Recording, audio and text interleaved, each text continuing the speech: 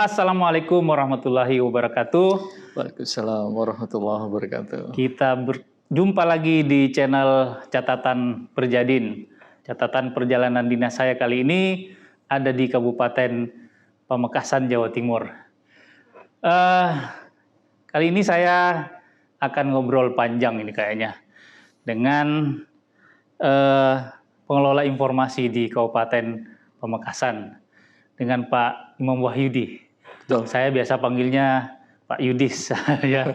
Jadi kalau jalan-jalan ke Kabupaten Pamekasan, silahkan cari Pak Yudis di Dinas Kominfo. Apa kabar Pak? Alhamdulillah baik, Pak Firdaus. Saya merasa senang karena memang beberapa kali termasuk juga beberapa kegiatan. Saya biasanya jadi host, sekarang jadi gestar. Harus dunia itu berputar, Pak. Dunia berputar, Pak Firdaus. Iya, Pak Yudis, ini Siap. saya ingin ngobrol terkait dengan pelayanan informasi di Kabupaten Pamekasan. Bagaimana sih Pak dengan adanya PPID di Kabupaten Pamekasan ini? Bagaimana perilaku masyarakat tentang akses kebutuhan informasinya seperti apa, Pak? Oke. Terkait dengan bagaimana kita membuka akses itu, tentu kita tidak harus serta-merta ingin menjawab ataupun ingin memberikan sebuah catatan kepada masyarakat itu apa sih yang dimaksud dengan Undang-Undang Keterbukaan Informasi Publik. Percuma Pak Firdaus kalau kita harus mencokoki masyarakat kita sesuai pasal dengan nggak bisa Pak, masyarakat kita nggak bisa. Tapi paling tidak ada catatan, ada track record bagus Pak Pamekasan terhadap bagaimana Undang-Undang 14 2008 itu ketika diundangkan kali pertama kita memang sudah langsung koordinasi ke provinsi, termasuk juga nanti kita akan bagaimana menjawab case by case jadi catatan itu, termasuk bagaimana uji konsekuensi kita pernah Pak. Pernah ya? Pernah, karena saya pun juga sudah 3 tahun pernah menduduki di PPID itu. PPID.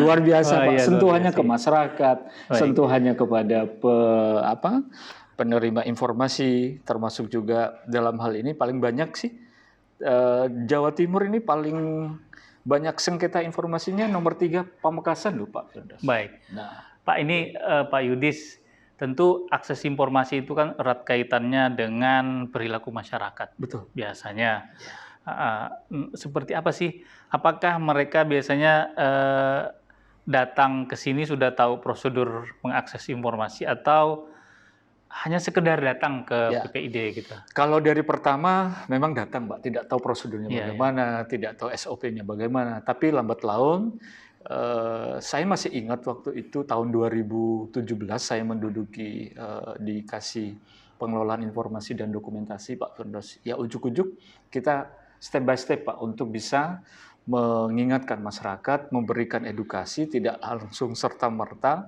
untuk kamu salah, kamu tidak ada studi kasus, tidak ada KTP segala macam. Kita tetap memberikan edukasi Pak Firdaus. Itu pertama di 2017. Lanjut kemudian ada pola yang keterbukaan informasi itu sehingga kita seakan-akan dengan terbukanya Pamekasan itu masyarakat kita itu seakan-akan kita salah dalam semua pemberian informasi Pak. Karena memang masyarakat kita di Madura Raya ini paling banyak untuk yang meminta informasi itu masyarakat Pamekasan Pak, dari 3 kabupaten itu Pak Firdaus. Itu bagaimana Pak dengan ini grafik pengguna informasinya? Apakah karena ini ada kasus nih di beberapa daerah itu yang pengguna informasi itu saja gitu, yang bolak-balik biasanya dalam bentuk maaf ya mungkin LSM atau apa gitu. Apakah di Pamekasan ini berbeda dengan case-case di Saya kira sama Pak. Saya kira sama. Lanjut pada 2017 ke 2018 rata-rata pemainnya itu saja Pak. Itu ya. Mungkin hanya sekitar 5% saja untuk penggunaan kepada penelitian mahasiswa LP3M-nya, paling porsinya sekitar 5% Pak. 5% ya. Karena rata-rata pengguna informasi ataupun juga yang meminta informasi itu rata-rata NGO. NGO. Betul. Oke baik Pak Yudis. Nah, kemudian ini kan informasi pemerintah itu kan banyak, Iya, ruang lingkupnya luas betul. gitu. Bagaimana Bapak kemudian mengolek atau mengumpulkan data-data itu untuk siap menjadi bahan pelayanan masyarakat? Oke, Pak Firdaus, saya ingin juga memberikan sebuah apa namanya rekam jejak kita di Pamekasan. Kita di semua OPD di 48, sekarang mengerucut ke 36 OPD itu, kita ada PPID pembantu, Pak Firdaus. Oke. Nah, setiap 3 bulan kita progres dari semua catatan-catatan permintaan-permintaan informasi. Termasuk OPD itu ketika ada deadlock Oh kepada iya ya, yang meminta informasi, otomatis PPID utama yang yang benar. menjadi rujukan bagaimana menyelesaikan sebuah kasus, Pak Firdaus. Nah, tentu selama 3 bulan ketika ada permasalahan-permasalahan itu, OPD kita nampaknya jujur, Pak, Iya iya sangat iya. riskan untuk berkomunikasi dengan Oke oke. apa sih PPID itu? Sudahlah, apa permintaanmu? Rata-rata di bawah tangan, Pak, penyelesaiannya. Di Penyelesaiannya di 86 bawah kan. tangan. Oke. Berarti ini masih menyisahkan ruang untuk memperbaiki sistem pelayanan informasi itu, Pak Betul, ya. betul. Pernah nggak Pak Yudis ada kasus yang sampai hari ini mungkin masih teringat oleh Bapak gitu, yang mungkin menjadi trigger untuk memperbaiki layanan informasi ini? Teringat, Pak, tapi itu sebelum saya menjabat di PPID. Oke oke. Kebetulan bukan pejabatnya yang bermasalah. Bermasalah dalam artian hanya misinformasi saja, Pak. Ya. Ada sebuah permintaan informasi, surat itu ketelisut kemana-mana, Pak. Sampai yang meminta informasi itu menekan kita, akhirnya dibawa ke ranah hukum, dibawa ke kepolisian, lanjut terus, Pak. Oh, Dan akhirnya sampai ke itu ya. ya sampai ke kepolisian. Sampai akhirnya kepolisian apa sih? Saya tahunya dari PPID pembantunya, Pak. Apa sih yang diinginkan? Enggak, saya ingin konsistensi bagaimana pemerintah ini, saya cuma minta ini. Jangankan minta informasi, suratnya aja hilang. Oh. Kita dipermasalahkan memang, Pak. Karena pergantian waktu itu kita, mohon maaf, kita talak dengan Dishub-Kominfo. Betul, Karena kita betul, waktu betul. itu Iya, merger iya, dengan iya. Dishub-Kominfo, Pak Iya, Firdaus. iya, Nah, yang namanya perpindahan, Pak, kita cerai, kita pisah dengan Dishub-Kominfo, jadi Kominfo, segala berkas-berkas ya. Bagaimana Pak Firdaus kita membayangkan perpindahan dari kantor satu ke kantor yang lainnya. Oh. Itu yang masih remember kita untuk menata bagaimana sih kita ini menata bagaimana surat penyurat ataupun juga hal-hal lainnya. Jangankan ini belum masuk ke intinya, Pak. Kita lemah, Pak, dalam hal itu. Saya melihat begini Pak Yudis. Saya ini untuk para penonton yang melihat video ini kali pertama saya menginjakkan kaki di Madura ini ya. Oh, baru pertama, Iya. Firdaus. Iya. Jadi bayangan saya itu cerita-cerita orang itu masih apa ya, terbayang Madura tuh seperti ini. Ternyata sampai di Pamekasan ini tuh jujur Pak Yudis ini daerah ini maju ya. Daerah ini tergolong daerah yang maju ya.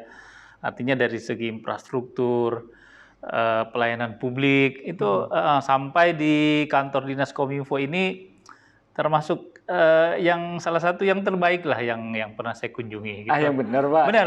Mentang-mentang ada saya dengan enggak. Ini ya. Jadi saya mau masuk ke pelayanan informasi yang berbasis digital. Digital. Iya, biasanya kan pemerintah daerah juga menyiapkan, tentu selain layanan face to face juga menyiapkan layanan informasi berbasis digital. Sejauh ini seperti apa Pak layanannya? Ya, karena ini ranahnya informasi, tentu informasi ini juga ada di semua lini OPD termasuk di kita yang basicnya informatika. Nah, ada perubahan-perubahan yang signifikan Pak Firdaus. Mungkin saya kira sama di beberapa kabupaten kota termasuk juga di provinsi. Kita sudah beralih, sudah rata-rata permintaan informasi itu kita jarang Pak, minim ada yang sudah face to face. Kita sudah baik QR code, kemudian via, kalau email sih dari dulu Pak. Kemudian juga bagaimana diseminasi informasi itu kita juga lantunkan dan dengungkan melalui beberapa media sosial resmi Pemkab Pak. Termasuk juga bagaimana layanan Videotron kita, apapun kita connect langsung, Pak. Karena servernya di sini itu sudah langsung tayang di Videotron, di Arek Lancor, termasuk juga di Bapeda. Kita punya 2 media publikasi luar ruang, Pak Firdaus. Yang satu di pusat kota, namanya di Arek Lancor itu 3x2, itu dengan voice. Dan itu kita malah jadi rujukan dari 3 Kabupaten Madura Raya, Pak. Jadi saya masih ingat kali pertama saya menjadi pengelola di Videotron itu, saya waktu itu dengan almarhum Pak Bahrun mengedepankan bagaimana Perbub ini harus bisa dikawal, Mas Yudis. Sehingga Sampang, Bangkalan, termasuk juga di Sumeneb, duplikasi kita, Pak, terhadap Perbub itu. Nah, terus berjalan akhirnya ada perubahan-perubahan 60-40, Pak, dari penggunaan Videotron itu. 60 dalam artian berbayar, kemudian 40-nya lembaga pendidikan, organisasi sosial masyarakat, terkecuali non-parpol, Pak. Nah, yang lebih besar lagi bagaimana media publikasi, media luar ruang kita itu ada yang berbayar 100%, Pak. Jadi 4x6 dengan voice yang begitu besar, ada di, sebenarnya masih dalam kota sih. Karena itu kalau di Arek Lancor di pusat kota ini, zona merah untuk iklan, Pak, sebenarnya. Gitu boleh ya. Walaupun dari pihak rokok pengiklan rata-rata banyak ke kita, Pak. Tapi kita terbatas dari aturan itu, Pak Firdaus. Nah, ini tentu dengan fasilitas seperti ini kan butuh dukungan pimpinan nih, Pak, ya. Komitmen pimpinan ini kelihatan ini. Nah, selama pimpinan sekarang ini gradasi dukungannya seperti apa, Pak? Naik, turun, atau sedang-sedang aja? Boleh, saya buka-bukaan. Kita sangat sangat ketinggalan, Pak. Kita sekitar bulan 2 Februari, pimpinan kita sudah purna. Oh, gitu. Sudah purna. Sekarang kita di PLT, Pak. Beliau menjabat di DLH. Tentu karena mungkin dari segi PLT, Pak, ya masih belum bagaimana kebijakan itu full. Jadi kalau bisa dibilang ada dekadensi terhadap komitmen bagaimana diseminasi informasi, termasuk juga yang ditanyakan Pak Firdaus, di PPID itu sekarang seakan-akan sudah jalan dengan sendiri karena tidak ada progres yang setiap setengah bulan sekali kita dipanggil. Apa sih capaiannya dari IKP, apa sih progres report dari Aptika, statistik persandian ataupun juga di sekretariat. Saya kira itu yang kita ingin, sebenarnya saya sedih, Pak.